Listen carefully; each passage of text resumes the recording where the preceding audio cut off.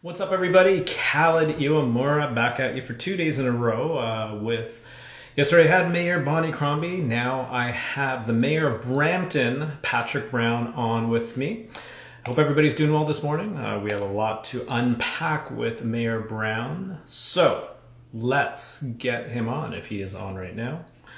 Mayor Brown, if you haven't updated your Instagram, please do so. Hopefully he has. So I'm going to have the Mayor Patrick Brown on with me, the Mayor of Brampton. Let's see if he is on.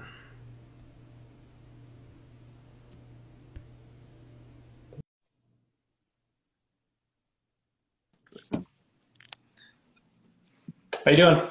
Good. Just getting this set up. All right. 1 second. You're in your office today, I can tell. Yeah. Okay. That's good. Okay. All right. Lots to unpack, lots going on in the city of Brampton.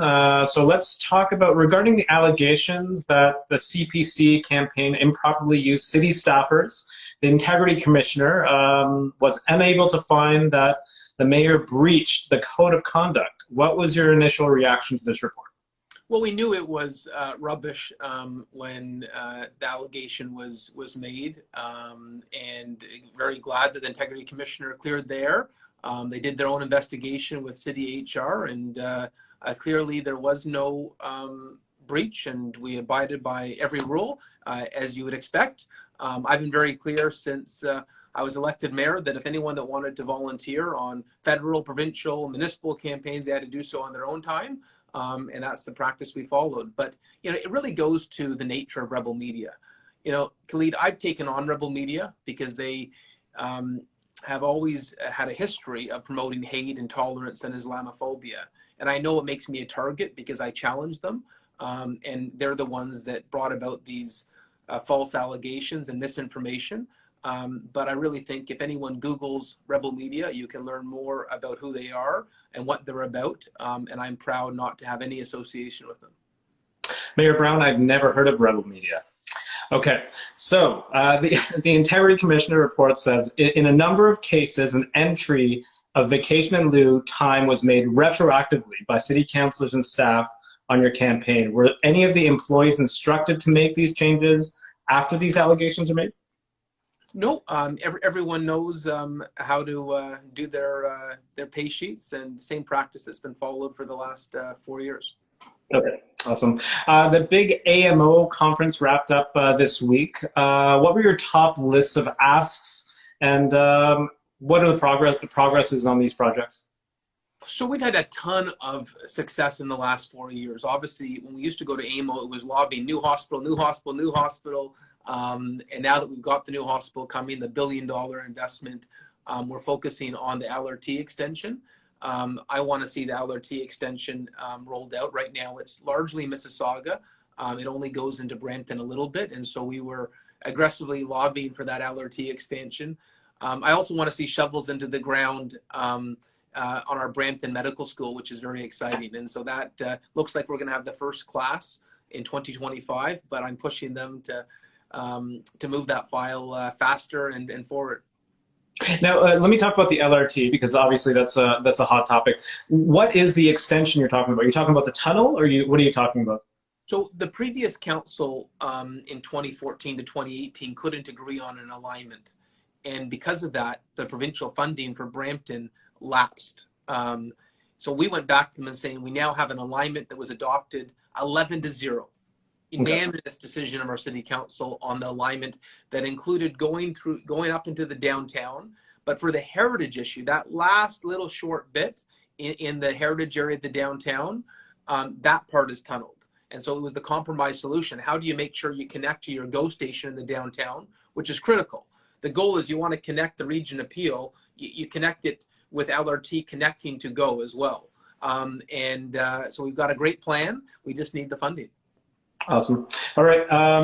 This one here. Council voted to change the bylaws around the settlement following allegations of Councillor Dillon used city funds to pay off sexual misconduct lawsuit.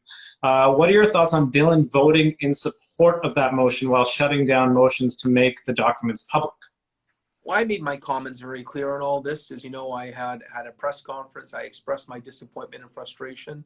And I'll leave it at that. I don't want to belabor the point. I made my points very clear at the council table. Okay, just one more question about that. Councillor Dillon did say he was seeking legal action against you. Have you received any papers or any files? No. No? Okay.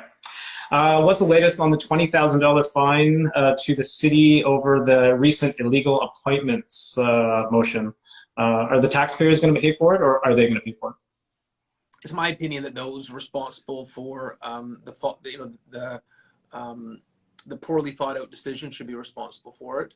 But that's something that will be discussed, I guess, at a future council meeting. Okay. And with all the mudslinging at City Council, you might have to work with them again. So just wondering, can you leave that, kind of behind you and kind of work for the betterment of the city? Listen, I know we've had a fractured council over the last 6 months, but at the end of the day, I'm willing to work with anyone who's willing to serve Brampton. If you're willing to work hard, roll up your sleeves, show up to City Hall, and work for residents, I'll work with anyone, regardless of any past comments. For me, it's all about supporting the city, and I'm happy to work with anyone. And I always say, trust the wisdom of voters, and whoever the voters put around the council table on October 24th, I will trust their judgment and work with those who are elected. Today is the last day for nominations for possibly your job and councillors. Have you seen any contenders out there that can give you a run for your money? Well, there's still lots of time. There's still 5 o'clock, and that's the beauty of democracy. Anyone can put forward their name and share their ideas, and it's beautiful to live in a country where you've got a vibrant democracy. And Brampton always has passionate debates, and I look forward to that. What words of wisdom would you give somebody that's running for council or mayor for the first time? Well, you may not like this. A lot of people get caught up on the social media of campaigns, sort of the Instagram, the Twitter. That's not where campaigns are won or lost. You just got to go and talk to people on their doorstep and tell them what you're about. In some respects, social media is a bit of a bubble that people get distracted by.